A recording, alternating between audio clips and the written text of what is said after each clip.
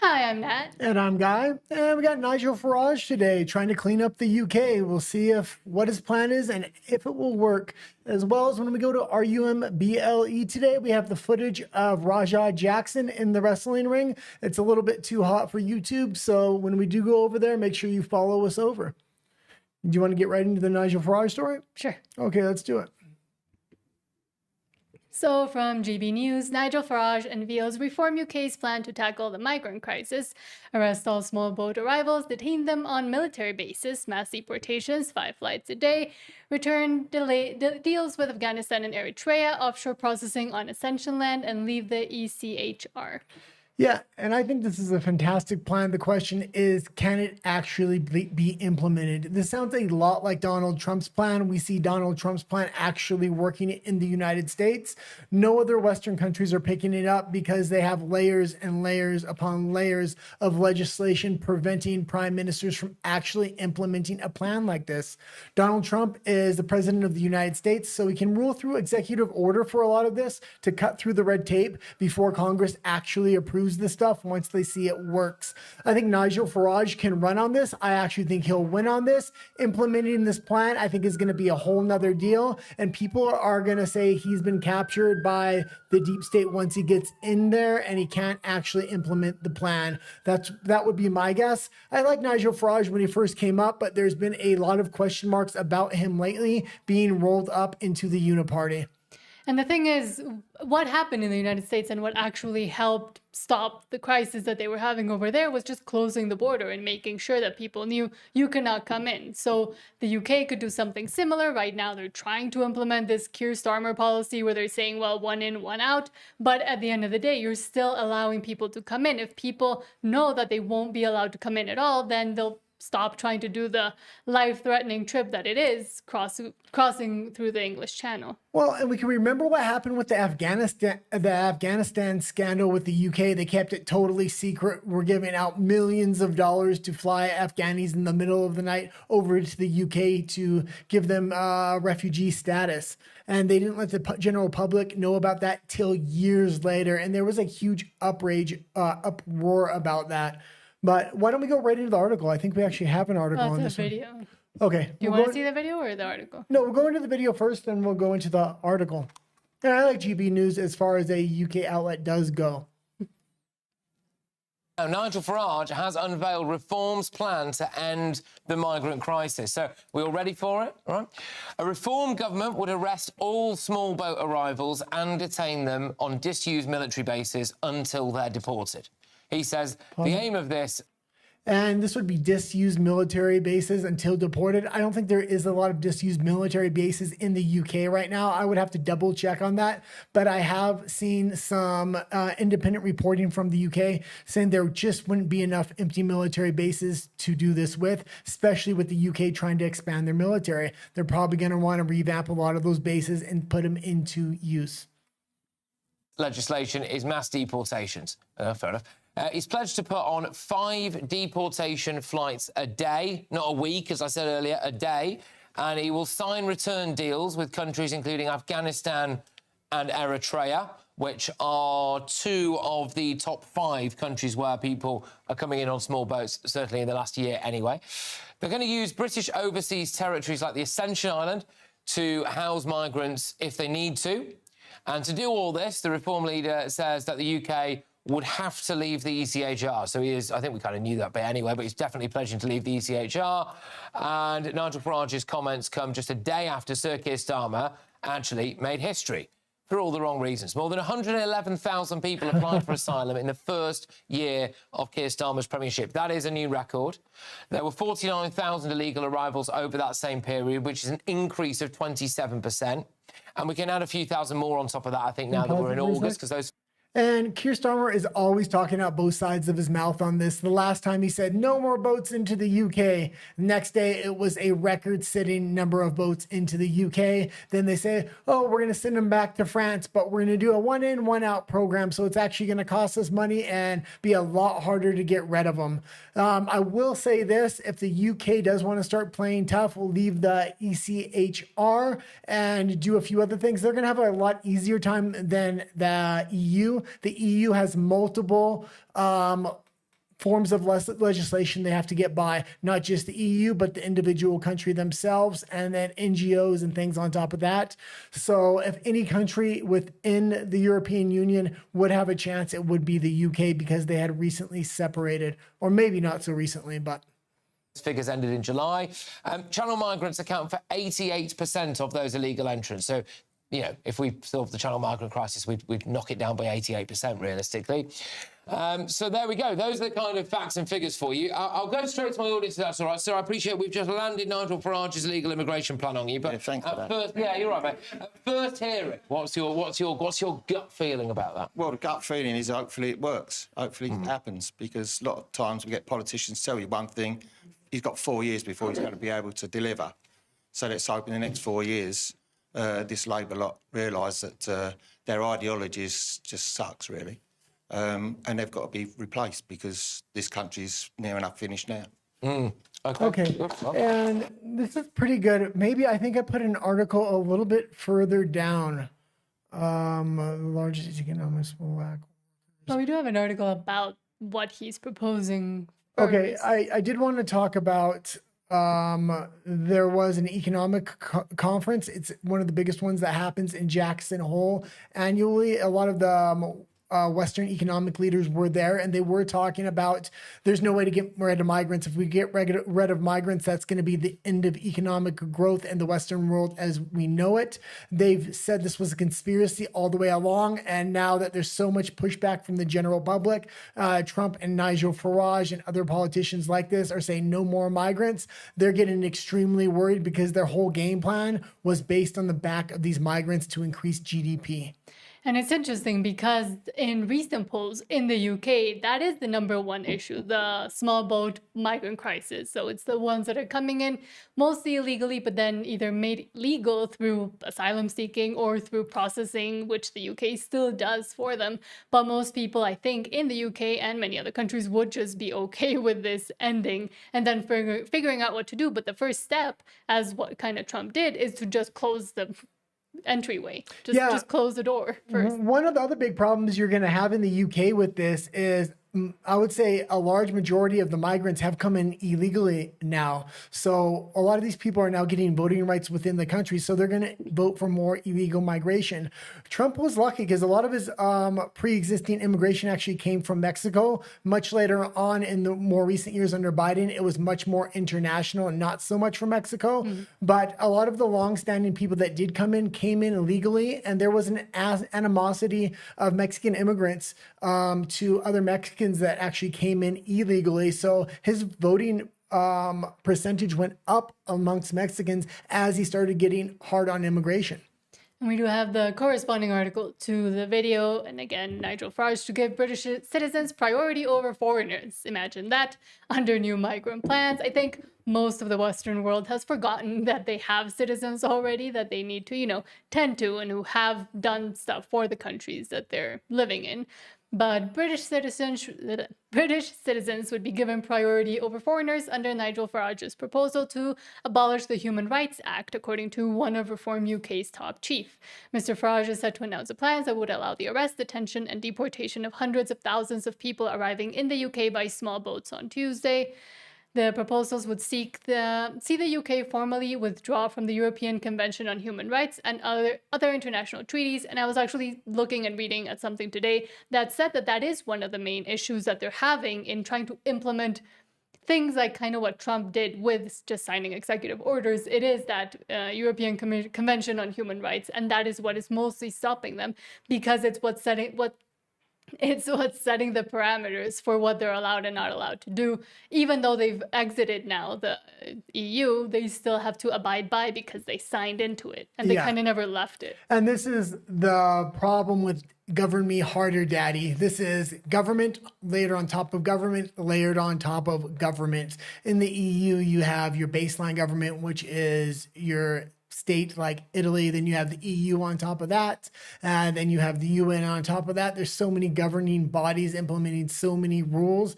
It just becomes a headache, and it makes it almost impossible for a government to actually implement its sovereignty and do what its citizens want. And we have been talking a lot about the whole raising the colors and seeing a lot of these St. George's flags and even the Union Jack flags appearing all over Britain and Ireland and Scotland, because people are now getting to the point where they're fed up. And we're also seeing the protests that are for the migrants, which used to be a lot bigger, now getting increasingly smaller, even though there's still a vocal minority of people still supporting that side, but it's less and less. Well, maybe we'll talk about that for a minute, because if you did watch our last episode, we talked about Reform UK, which is Nigel Farage's party, who's trying to preach that he's hard on immigration. They're trying to prosecute people in their districts where the Reform UK party is in power for raising these English flags, which is contradictory. Reform UK needs to get all their people in the same line, on the same page, if they want to win the next election. They can't go ripping down these flags at the same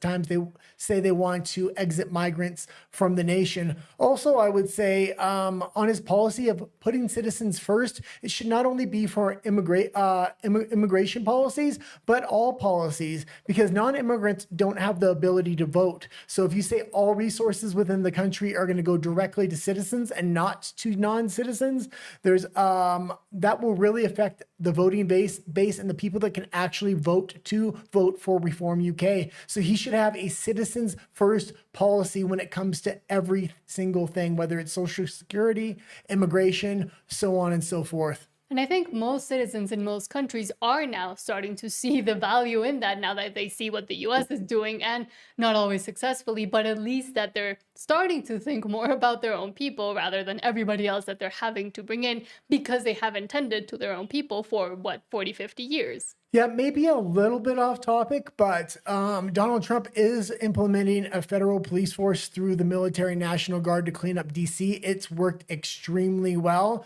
I'm somewhat against it because it consolidates power, and the Democrats can then do the same when they get in power because the power's already been consolidated.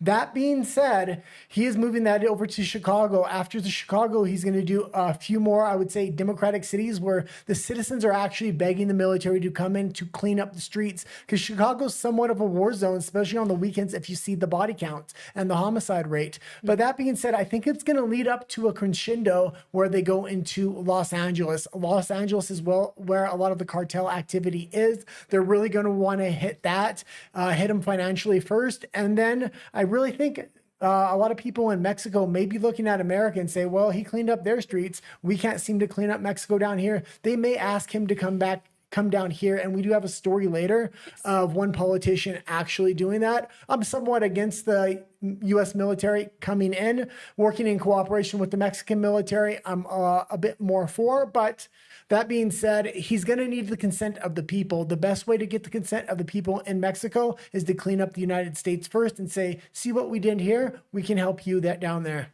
And Rafa says, hello, Rafa. Rafa says, hello, new schedule. No, we started a little bit later because we were trying to figure out something with the microphones. But is it a different time where you're at? No, I think on Friday we started a little bit later. Oh, okay. Yeah, but typically we're starting at 6 o'clock Mexico City time. Yes. So. But since Mexico City doesn't follow an actual normal schedule, like time schedule or time zone, that's why we never really say the time. One moment, Will Rapp is here. Let us know how our audio sounds, because we did put a noise gate filter on there. I'm not sure how it works, and I'll have to listen to it after, but if the audio's messed up, let us know. Yeah, or if you can hear us even. But let's just finish, because they do explain a little bit what the ECHR did and what happened with it. So the Human Rights Act, which incorporates the convention into UK law, would be replaced with a British Bill of Rights applying only to British citizens and those legally entitled to reside in the country. The new legislation would avoid explicit references to human rights, instead using terms such as protection of liberty and free speech. Okay, I love this idea. Absolutely love it. But I wouldn't get too caught up if you are a UK citizens of, they're putting the citizens first finally. The UK is really pushing to escalate the war with Ukraine, and they're going to want their citizens to go fight that war. So don't just let them create all these problems and then create this great sense of nationalism, but because they're finally giving the rights you should have had all along back to you and then expecting you to go fight a war. So I do like the idea of what the UK is doing and what Nigel Farage is doing. The question is, can he actually implement it? Can he implement it, and can he, with what he's planning, have results kind of right away? Because I think that's now what people are expecting. They really want action yesterday. But with like the easiest way to do that is once again to fully close down the border, at least temporarily, and show that you are willing to do that. If he's not willing to do that first and then do the whole, changing the law and changing the Bill of Rights and then establishing a Bill of Rights, then we'll still see people coming in, or at least enforce a little bit more at the border or at the ports. And I will say this, channels like ours, although we have been big Trump supporters since we were in Canada and here, we hold his feet to the fire. And when he does things that I don't like, when he attacked Iran, luckily that didn't turn into a forever war, and it seems to have worked out so far. Also, the Epstein files, I'm constantly calling him out on. We'll see what happens with that. But in the UK, they're going to need to hold Nigel Farage's feet to the fire because he's claiming he can do this. And there's one particular figure within the UK that has broken through to the independent media, and that's Tommy Robinson. So it's going to be really up to Tommy Robinson to call out Reform UK and hold his feet to the fire. They did that with Trump. Every time Trump was preaching about the jibby jabs and how great and wonderful it was, he was getting booed at his own rallies. And he transitioned away from that typical topic. And I don't know where they stand on today, but between Farage and Tommy Robinson, there was a lot of back and forth. They didn't really like each other for a long time. Recently, I don't know what Tommy has said or Farage has said about Tommy, but while they could be allies for the longest time, or at least some comments they gave, they weren't very friendly with each other. Yeah, there was a total hit job for over a decade now done on Tommy Robinson. Very few people have felt the ire of government speech sanctions like Tommy. He was actually thrown in prison. Nigel Farage tried to distance himself from that. I think they're ideologically aligned. The problem is a lot of people think Nigel Farage is now captured in the UK and he's playing ball to maybe try to get these things done, or maybe appear that he's trying to get these things done, but ultimately not get anything done. And Rafa says, sounds pretty good. Oh, perfect. And now on to a topic that you know a lot more than I do about. From Politico, Trump's intel chief freezes out Five Eyes allies on Ukraine. The intelligence alliance of the UK, Canada, Australia, and New Zealand, as well as the US, is one of the closest in the world. Yeah, and I really like Tulsi Gabbard and what she's been doing in this administration so far. There's been a few things she's been a little bit silent on, but overall, she's been doing one of the best jobs of anybody. She's no longer sharing intelligence with the Five Eyes, which is most of the Western spy agencies. A lot of these agencies were involved in operations to undermine Trump in his first administration. That documentation is coming out, and God knows what happened with some of his rallies when he almost lost his life. But not sharing intelligence, especially when it looks like the EU and other Western countries like Canada are continuously trying to fund this war in Ukraine and get this thing either elevated or wait Trump out. Canada had recently went over there either yesterday or the day before and offered $2 billion more to Ukraine. They don't have $2 billion to be offering. That country needs every dollar they have right now. So cutting off intelligence, at least when it comes to Ukraine, I think is a very good thing. They should be keeping these other intelligence agencies at arm's length, especially because Donald Trump seems to have completely different ideas about the U.S. economy, the global economy, how wars should work, how wars should be negotiated to peace as well. And let's see what Tulsi Gabbard did or said. And how have you liked Tulsi so far? But all in all, I think she's doing a good job. And she has been, doing kind of what she promised, as in she was harassed by the intelligence agencies herself. So now she's kind of giving them a little bit of their own medicine. Some people don't agree with it. And there's still a lot of people, surprisingly, we were talking to some friends over the weekend, that still don't believe the whole Hillary Clinton thing, which is insane to me. The fact that the documents have been discovered that's a point to, or at least say mostly, that there was some sort of collusion on the other side going against Trump, and mostly fabricating or completely fabricating the Russia collusion hoax story. And the fact that now Tulsi Gabbard, which was also, it hit her as well, that whole mess. I think in that respect, she has done at least more than the other ones say they're going to do. But we're still waiting on the Epstein files. We're still waiting on a lot of things. I know that's not her purview, but yeah, it seems like all the former Democrats that came over to Trump, like RFK and Tulsi Gabbard, have really been the best. They've really implemented what Trump needed implemented without, they've done a lot better than Kash Patel, Dan Bongino, and especially Pam Bondi. Like, the verdict may still be out on Bongino and Kash Patel, but Pam Bondi has been a huge disappointment. I didn't know much about her before. The actual people I'm happiest with are the former Democrats. And I guess that would be to be expected, because it must have taken them a lot to go from a Democrat to following Trump when they were so vocal against Trump for so long. Mm-hmm. And one more thing, in case you don't know, Hillary Clinton used hammers and bleach bits to destroy the hard drives of a lot of things she would be prosecuted on. Rather than doing any jail time or a court case, Biden handled it and gave her a fine. And because he gave her that fine, it was impossible to prosecute her later, because that was supposed to be the punishment. And I think that's why it was handed out before Trump got into office. And why still a lot of people, now that all of this information is coming out, still don't want to believe it. Well, and Hillary Clinton must have done some other things, because she's been talking a lot of good things about Trump lately. Yes. I forgot to grab the video, but she's saying, oh, he's doing a great job in Ukraine. He's doing a great job there. And that's not like her at all. So because of all these prosecutions and all these searches on former Biden administration people, I think she's starting to get in line. And she even mentioned, I think, that she wanted to give him a Nobel Prize or something like that, something similar. Everybody knows Trump wants a Nobel Prize so badly. And I think, Hillary Clinton was talking about that. Some other Democrats are talking about that. Israel actually put him forth for that, specifically Netanyahu in Israel. So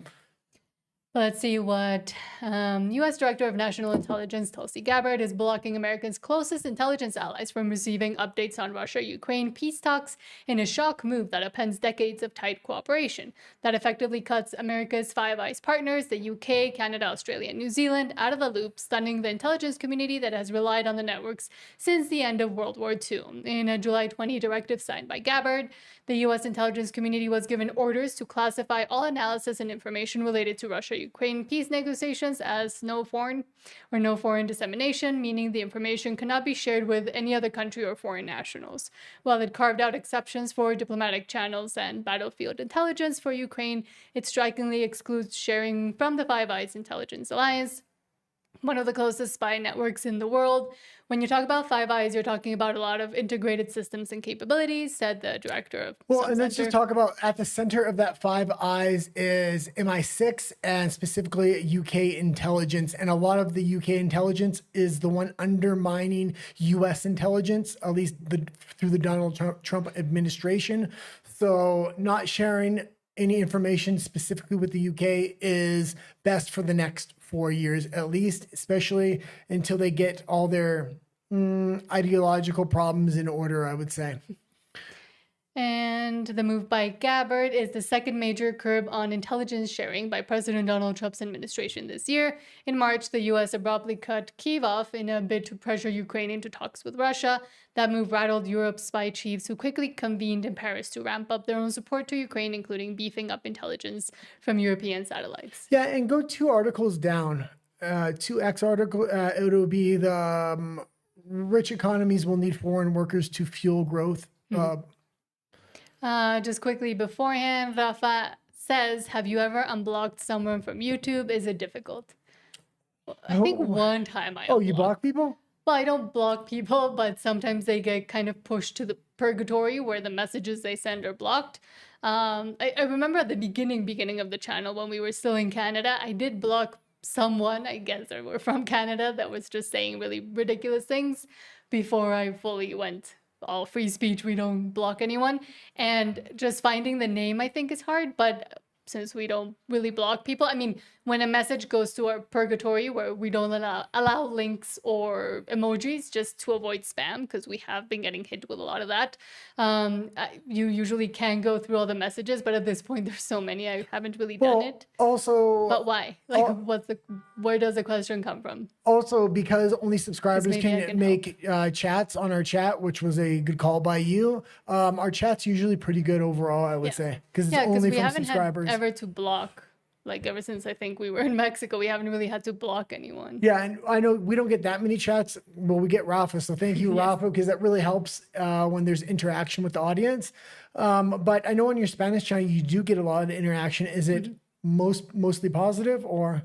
Yeah, I mean, when was it? On Friday, there was someone asking interesting questions about if I was a Hispanist or not. What's so, a like, Hispanist? someone that acknowledges that Mexico's conquest was a positive thing instead of a negative thing. But he just kept Rafa was there, so he probably remembers. He just kept droning on asking about that, but I never blocked him. I think he just left because he got bored with my answer. But I mean, I wouldn't know. And in my personal, I mean, I don't interact with anybody on my personal channel. I have been blocked by other channels because I highlight if they're talking about trans stuff or they're talking too much about like the alphabet community without knowing, then I have been blocked, and I know I have been, because then you go back and try to enter to the same video with a different account, and then you see your comment doesn't come up.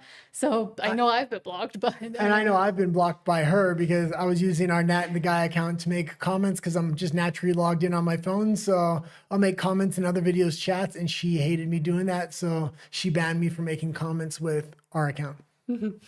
well, because he's representing both of us in that case. But you're representing both of us, and it's fine for you to do, but not for me. Because yes, Samantha. I'm a little bit more careful with how I word and say things sometimes. And with I'm very big on what's it called? When you make sure spelling mistakes, which I make a lot of them. Yeah. But okay. And he doesn't care about them, and I do. So Let's get back. Rafa also says, because one of my favorite channels has me blocked, and I don't know why. Not sure if he could easily unblock me if I ask. Yeah, ask because but through a different channel, I would like not meaning YouTube, but like if you have him on Instagram or a DM. No, I would just because he can't see him if he's asking. Yes, he can if he's not in his logged in account. So if he goes in with a non-logged in account, he can with a different ask account. him. Yeah, but ask him, because I watch a lot of debate channels and they're constantly blocking people, but they usually unblock them right away if the person asks. So yeah. And usually might be because of a comment. Like the people that get blocked on our Spanish channel, and this one we don't really have anybody that goes there, but the purgatory I always talk about, that's more like the individual comment. Like the person doesn't get blocked, just the comment doesn't show up. And then usually I just go delete all. Because I don't want to deal with each one individually. And he says, by the way, I love your videos and I'm happy to catch today's live. Thank you so much. Thank you. And Yeah, you've been our number one fan Yes. from the beginning, so we really do appreciate and it. we'll always also remember it as well. Yeah. So thank you so much. Okay, let's go in this article. I wanted you to skip ahead to. It does relate to a lot of the subjects we were talking about. Okay, and this is from the Financial Times. If you didn't know, and I'll give this disclosure, Financial Times is a Chinese. No, but we have an article from it as well. I know, That's but not from the Financial Times. It is from the Financial Times. That's the only one I could find. But just putting that out there. The world's largest economies will lack the workers they need to power growth and keep prices stable in the coming decades unless they attract more foreigners, top central bankers warned at annual meeting at Jackson Hole. Okay, yeah, and Jackson Hole is a huge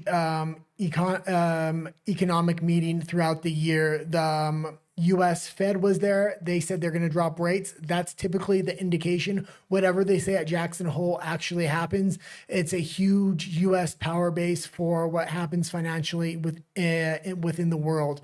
And a lot of the top economists were there. So let's read this a little bit. And I did see it from a lot of geopolitical commentators that I trust a lot talking about this in depth. One of them was there. So from Financial Times, same as I disclose when we talk about CNBC or MSNBC, just so you know, it's kind of Chinese propaganda. Okay, go into the article, Rich please. economies will need foreign workers to fuel growth. Policymakers warn.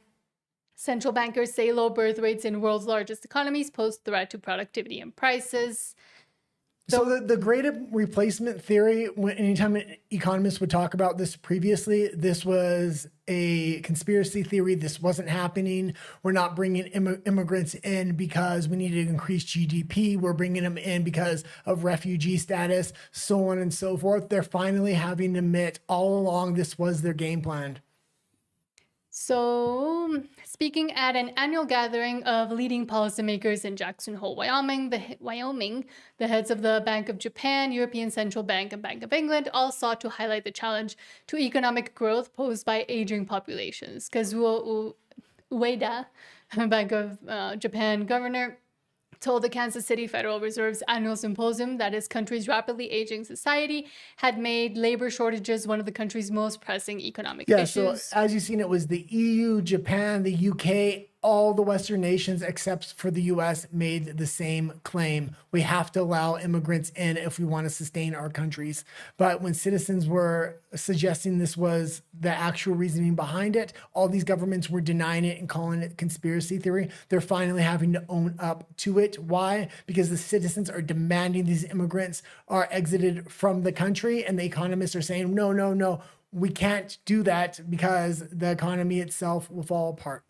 So across rich economies, and not only rich economies, again, I'll suggest it if you haven't seen Birth Gap, A Childless World by Stephen J. Shaw, go watch it. It has a lot of scary information that points to a worldwide population collapse, even in Africa. The birth rates are falling there, while people are living much longer. That has raised so-called dependency ratios, meaning that a far higher share of the population is no longer of working age. ECB President Christine Lagarde said an influx of foreign workers would play a crucial role in countering the negative impact of demographic trends on economic growth. Yeah, and they're also talking about paying workers less, having them work more, even the workers that are within the country, in order to sustain their GDP growth. GDP growth isn't the most important thing. Quality of life for the citizens are. Start putting citizens first, not elites and not elites first, and academics, I guess. The working class and farmers should be put first. The farmers have been put last. A typical tactic of Europe, time and time again, if you look throughout history, is famine and starvation. And it looks like that's something they're planning for now to kind of get the population in line. Also, population culling through war has also been a European country tactic.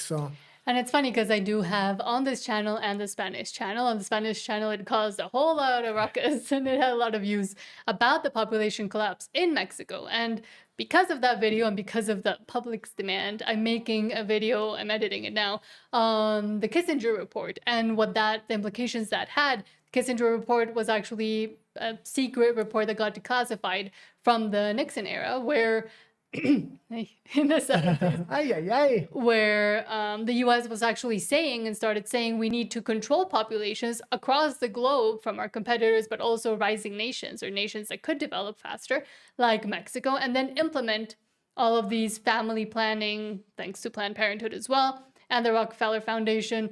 A lot of these programs were implemented into developing economies, to call them that, and that actually has caused, in Mexico, we see it as well, a population collapse that is going a lot faster than most people even realize, because we've been told this big population bomb narrative for the longest time since the 70s, which came along with the Kissinger report about how having more children and the world is going to overpopulate and the resources. Now we're finding out, especially the richer countries at the moment, but then all the other ones will as well, that the impact that had on not just the economy, but the growth and the young people themselves that now have to care for all those older people is way worse than they ever thought. And funnily enough, the biggest kind of culling of the population has happened in the richer nations that actually bought full force into that first, as they were trying to get the developing nations to also implement it within their governments. Yeah, also the EU right now is planning to roll out their digital currency. I think that's going to be in conjunction with Canada and some other of the Five Eyes nations other than the US. The US has completely turned their back on that financial model and is going a completely new way with Trump. This is why I like Trump. I like what he's doing overall, but the European Union has recently said they're going to move up their digital currency rollout, and they're going to roll it out much quicker because of all the things that are kind of collapsing around them, because Trump's not going along with the game plan. They're not sure if it's going to work. Their big plan is to make the EU currency the center of the world's currency. They think if they move this thing up, that they're going to have first to market. Therefore, the European currency will be adopted as the world currency.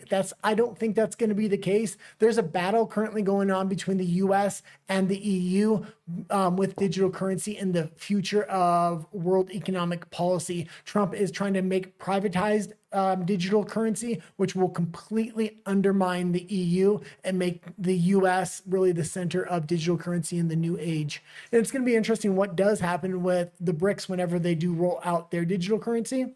I think the BRICS is more for closing larger monetary amounts between countries and financial investors and things like that. And also, interestingly, even though we see that the replacement rate in Japan is dismal, so it is in Mexico as well. It's under the replacement rate as well. A lot of countries don't even know what their replacement rate is, or most people don't know.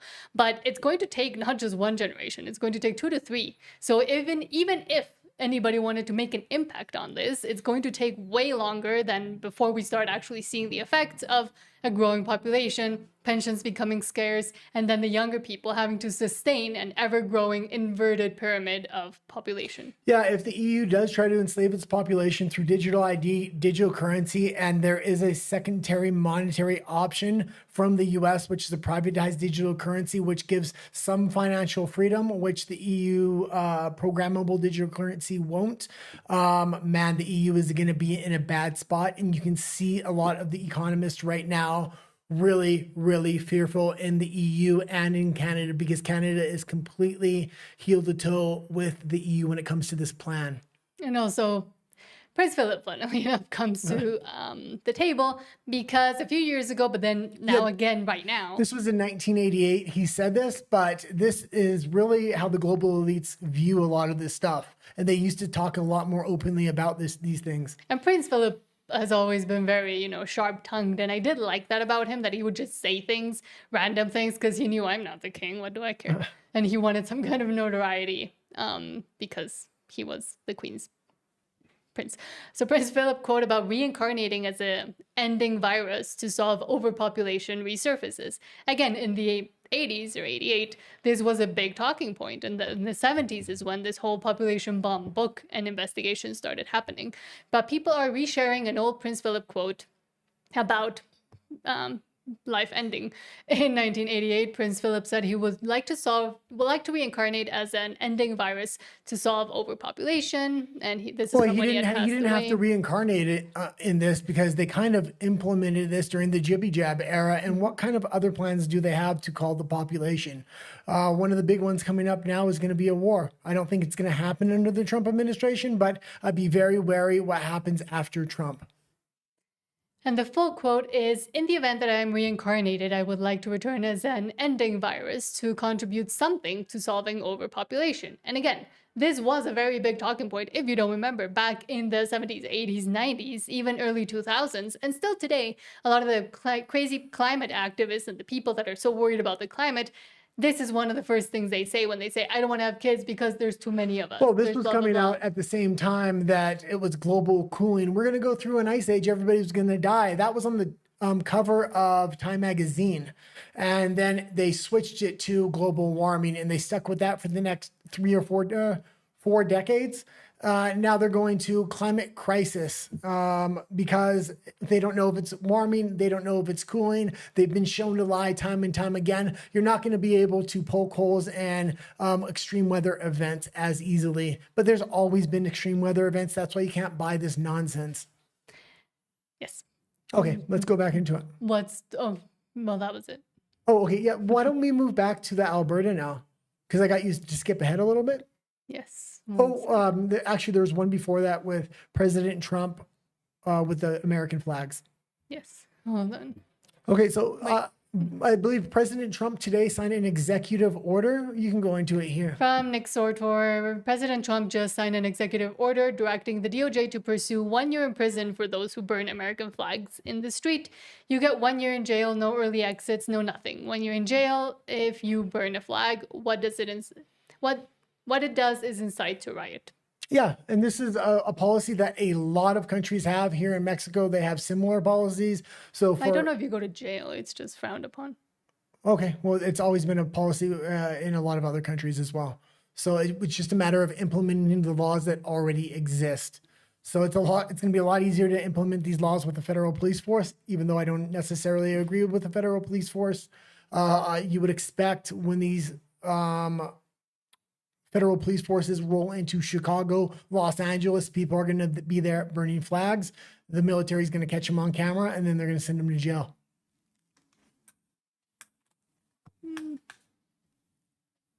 Lastly, sir, this is an executive order on flag burning. It charges your attorney general. Would you listen to this? This is very important.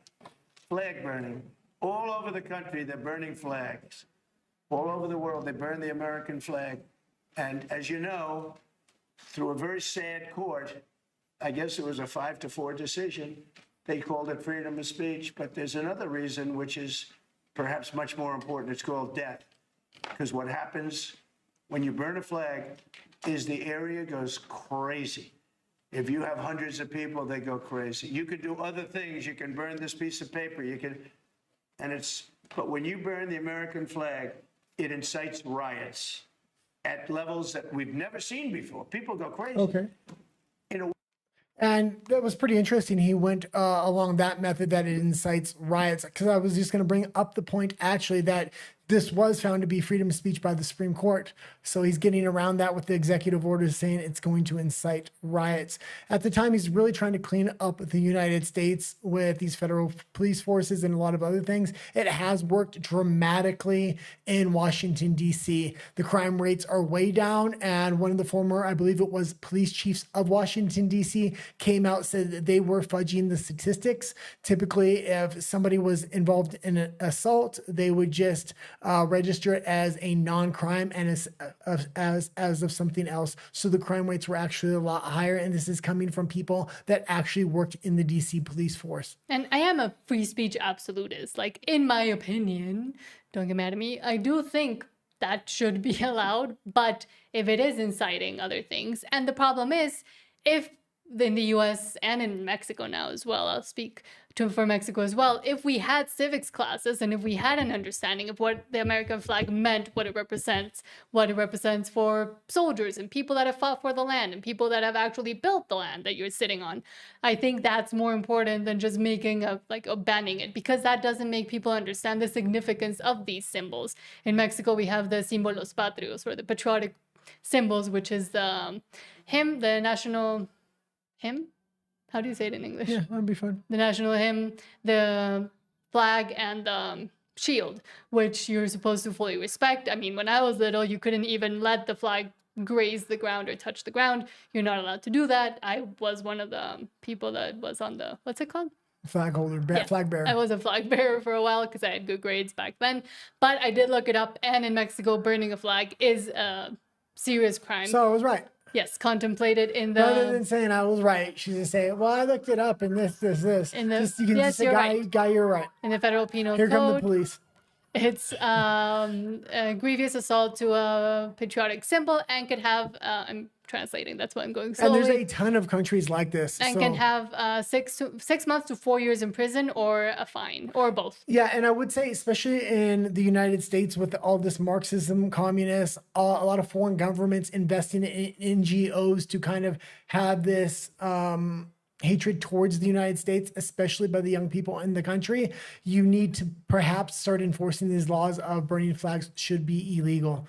Also, I mean, yes, it could be seen as a free speech thing. As much as I am as a free speech absolutist, in some ways I'm not. I don't think pornography is necessarily free speech, but they do classify that as speech, just like burning the American flag.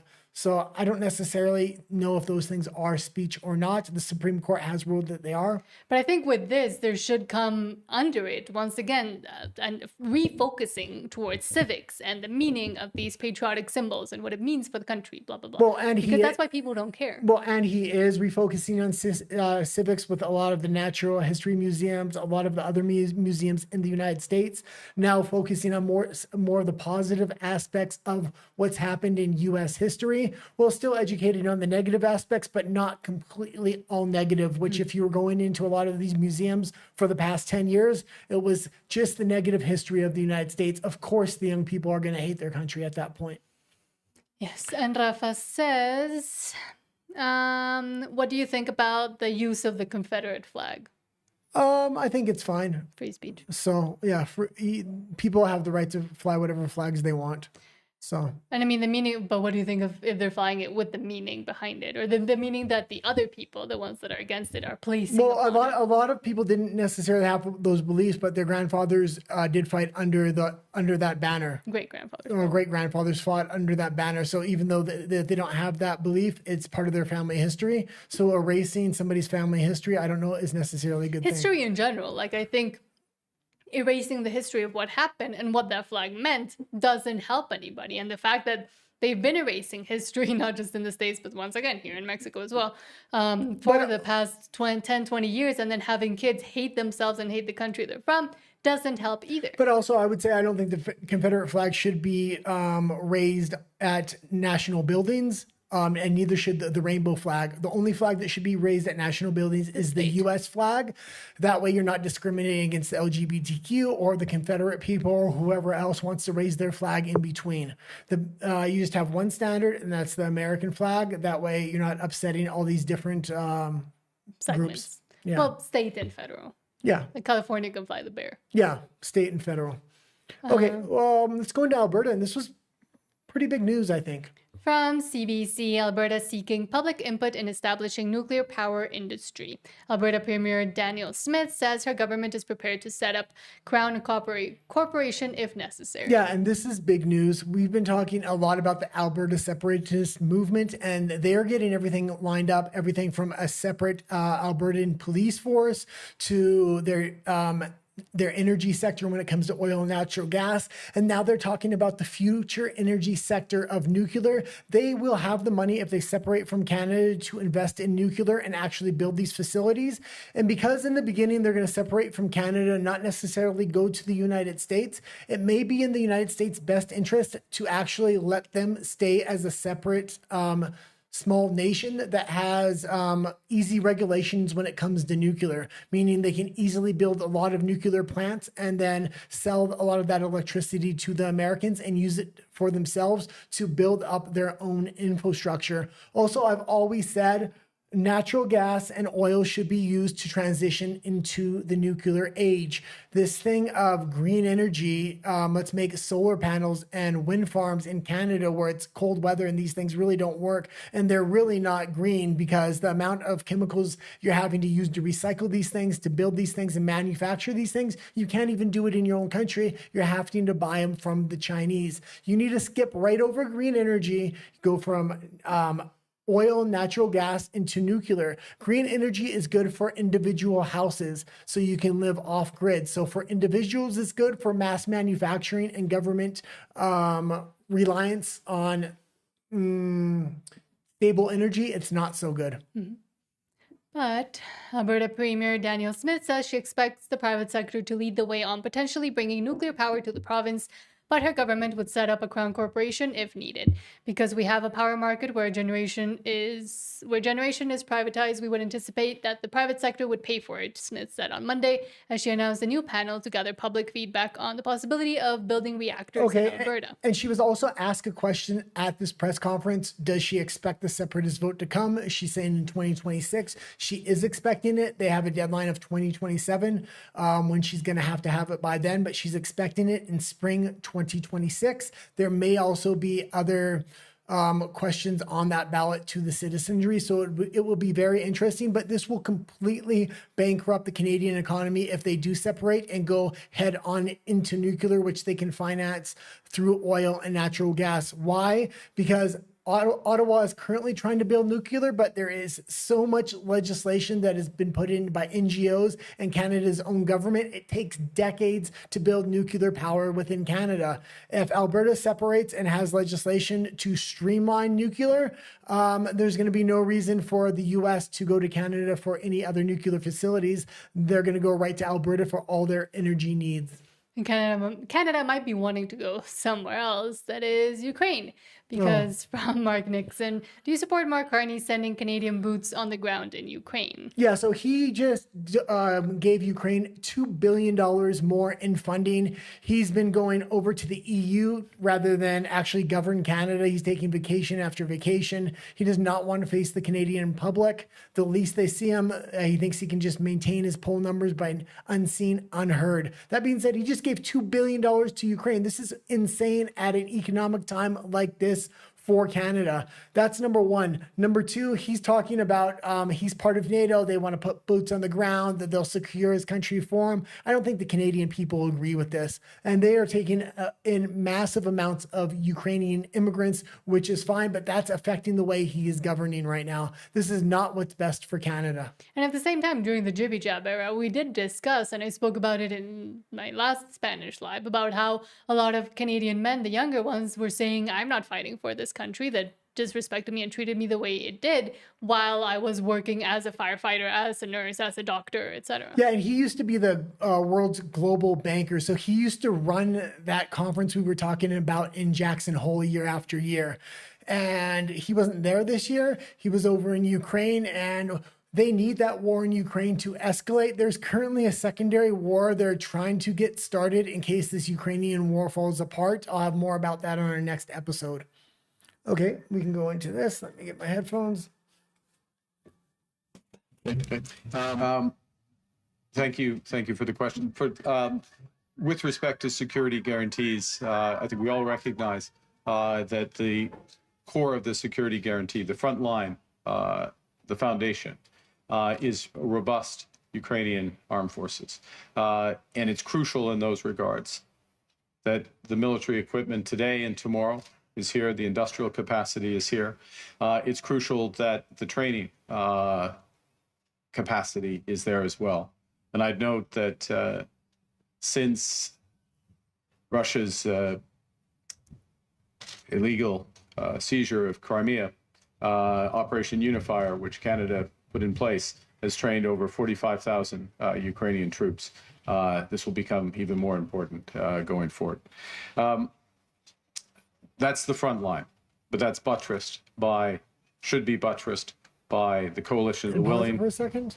And there are currently a bunch of countries trying to give money to Ukraine, but there's not nearly enough money. So it's almost pointless to give the money at this point. Canada's giving $2 billion. Then Germany, which is doing extremely bad financially, is promising, I believe it was between 6 and 9 million a year for the next 2 years. Then there are other individual European countries trying to give $1 billion here and $1 billion there. There have already been hundreds of billions of dollars invested in Ukraine, given all the top military equipment, and Russia was able to bat them back like it was nothing, and they're continuing to advance forward. So giving them a few billion here or a few billion there is going to do nothing. Russia has already shown that their military industrial complex is now up and running full steam. If they were able to bat back hundreds of billions of dollars, they're going to have no problem batting back military supply to the tune of $10 or $15 billion a year. And is it just me, or does it seem like he doesn't even know what he's talking about most of the time? No, he doesn't, and that's the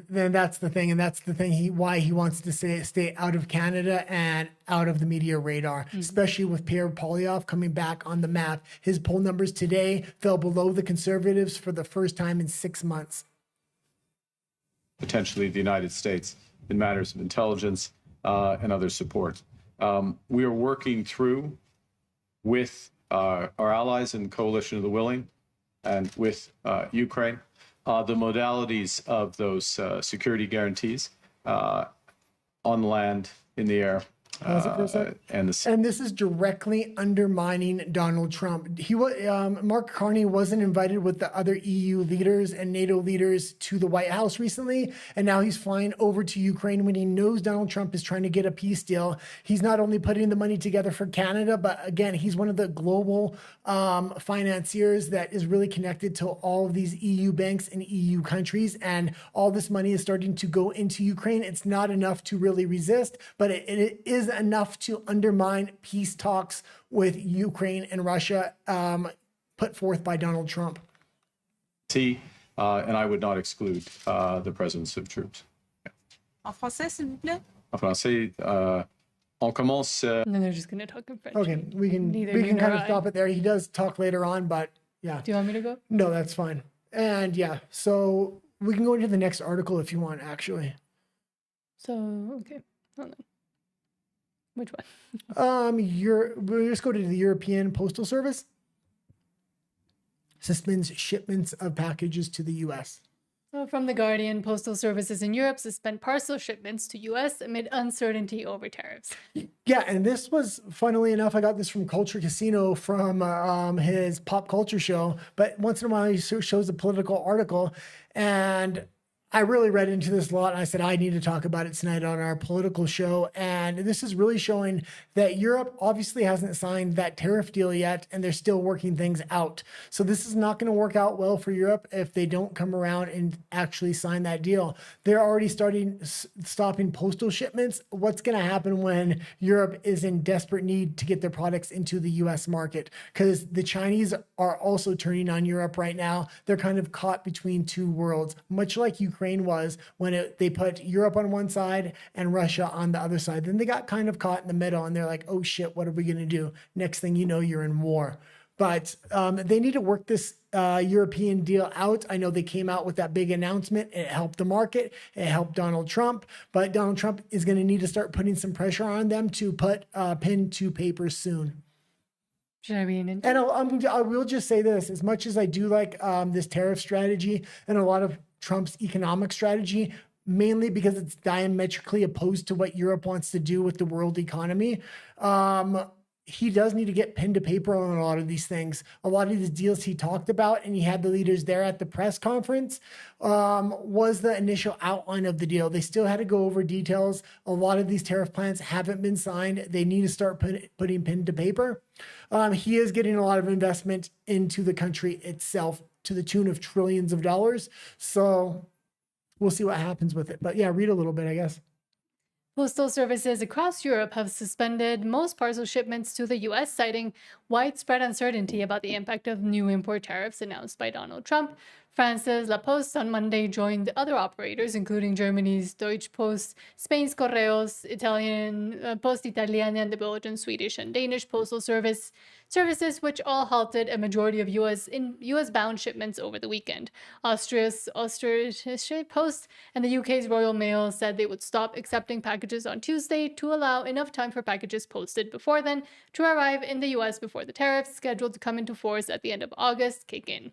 The U.S. president last month signed an executive order abolishing from 29th of August a tax exemption that allowed small packages worth less than $800, the preferred option for many small European businesses to enter the U.S. duty-free. A total of 1.36 billion packages were sent Okay, last and year. we can kind of stop it there. And yeah, he's going after small businesses first to kind of warn the governments and the EU itself that we're still watching you. If you don't get your chips in line, that we're going to come after the larger shipments next and really start implementing tariffs on them. So this is a way to put pressure on the EU to sign that contract, but not too much pressure. And this was from the de minimis exemption, which also allowed China to import tons and tons of crappy stuff from Wish and from Shein and from all of those. And that is part of also why he wanted to just strike that full force. Well, yeah, and it looks like he's fair and balanced because he's going after China the same way he's going after the EU. And if you sign the deal, then we're going to stick to the deal. Okay, let's go into, because we're running out of a little bit of time, but home office awards contracts for mass tent facilities. And this one was interesting, and it keeps popping up. And I guess it goes into conspiracy territory, but sometimes I like to be there. I'm looking for it. And it should be an article. What are they expecting? It might be an X. Oh, yeah. Hold on, because the website isn't loading properly. From Birmingham Live, what are they expecting? Home Office awards contracts for mass fatality tents. Large structures were being ordered in the event of a major incident resulting in a large number of fatalities, which could overwhelm existing body storage capacity. Yeah, and this is in the UK, and a lot of people are talking about this online. And I guess I will go into conspiracy territory here, but there is expected to be an increase in death counts in 2028, according to doctors, based upon animals that were given the jibby jab. Many of those animals died a certain time later. They're expecting 2028 for there to be mass casualty deaths for people that took jibby jabs. I'm not saying that's what's happening, but when there's countries like the UK ordering mass fatality tents, that could be what it's for, but there could be a lot of other things that it's for. It's just a very interesting that the government is paying a lot of money for these mass casualty tents when there's no real reason to order them right now. So let's see what they say. A number of contracts have been awarded by the Home Office to prepare for a mass fatality scenario.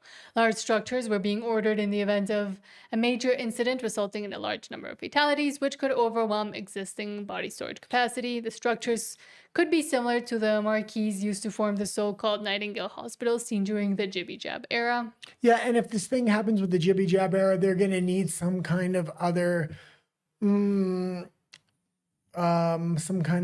virus or something like that to blame it on that, because they're not going to want to blame it on the jibby jab.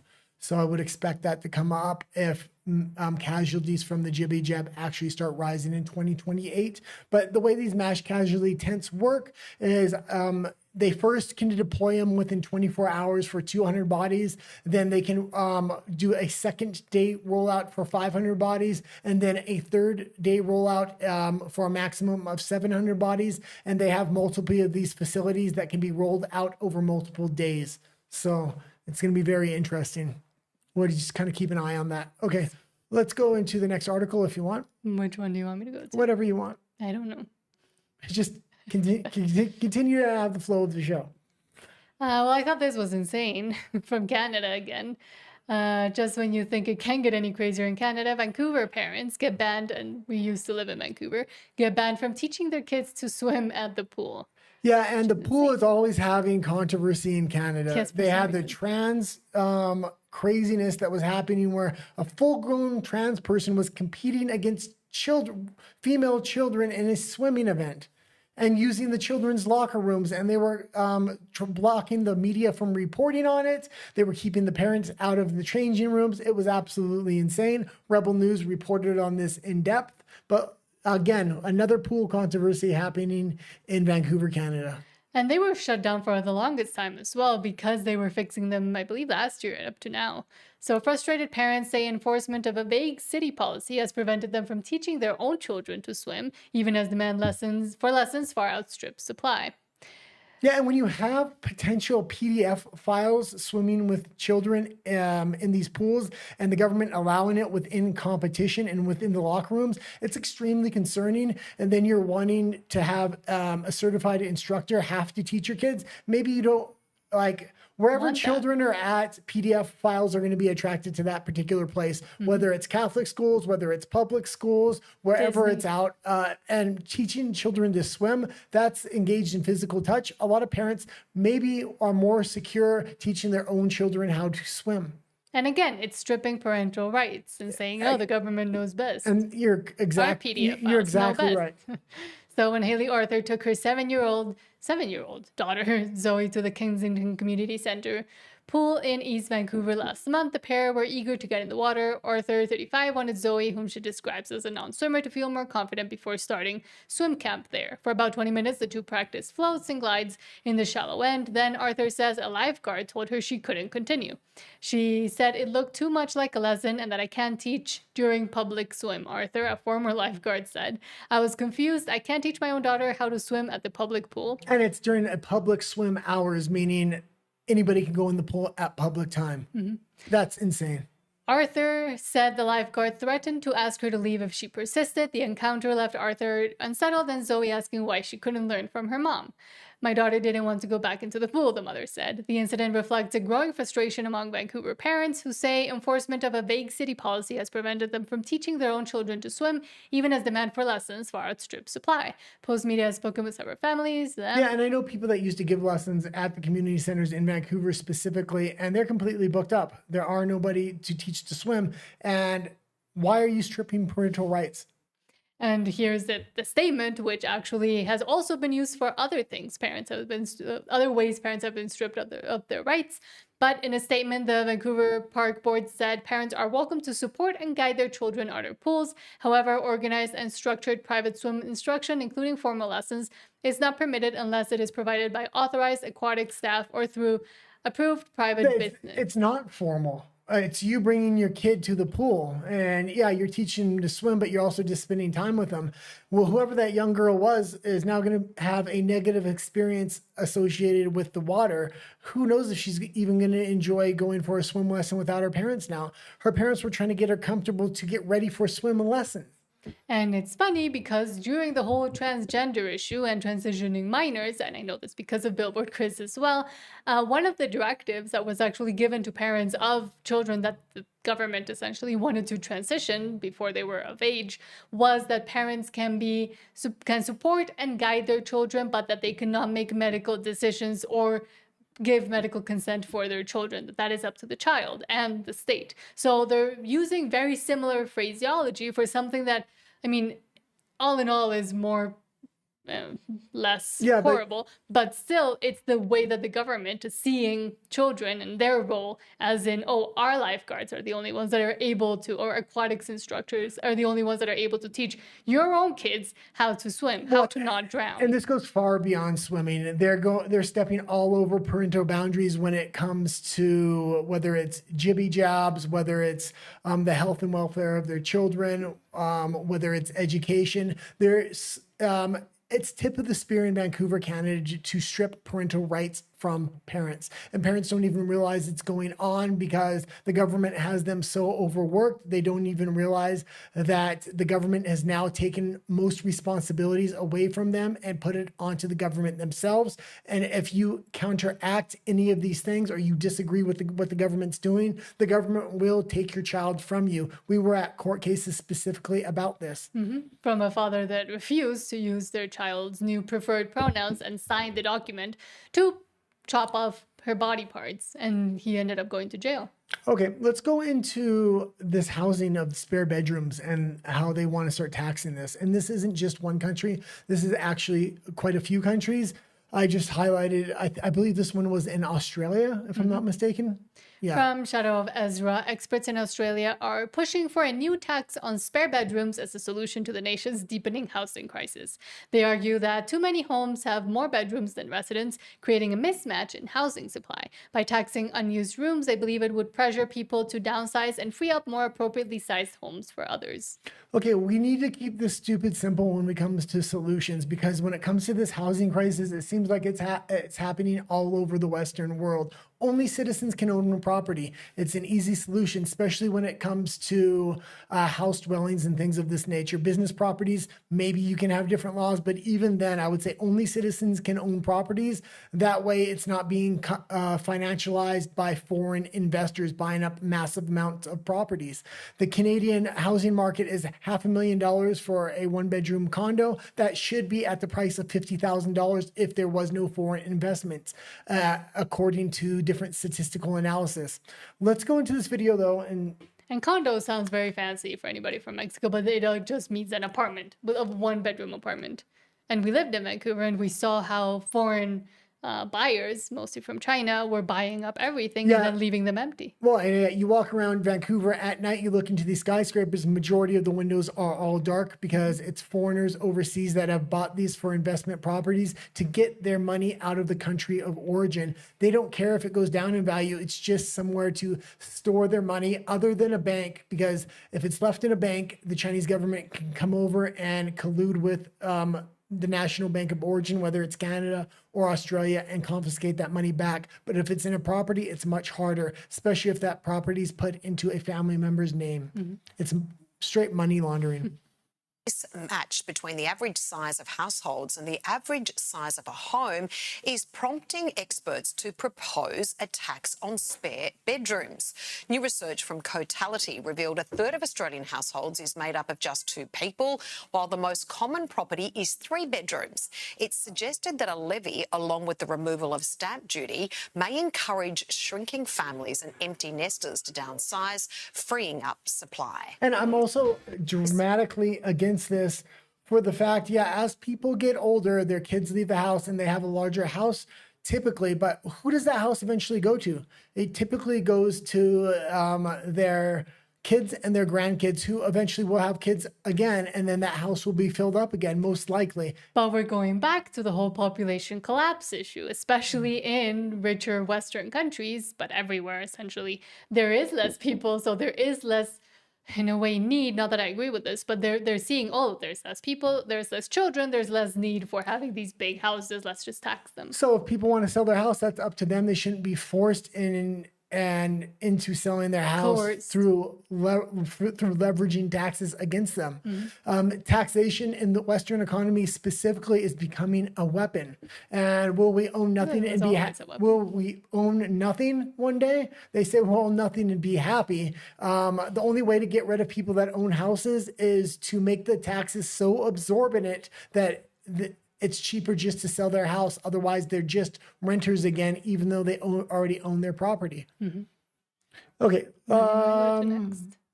So we have an article, but I think we pretty much covered it. Okay, why don't we go over to RUMBLE just because it's getting a little late? Yes. So if you're here on YouTube and you haven't subscribed, please do so. We're trying to get to 500 subscribers, eventually 1,000, but for now 500. Thank you so much, and we'll see you over at RUMBLE. That's the Green Monster? Yes. Okay. Same channel name. And I'll log in over there. Oh, I didn't say thank you, Rafa.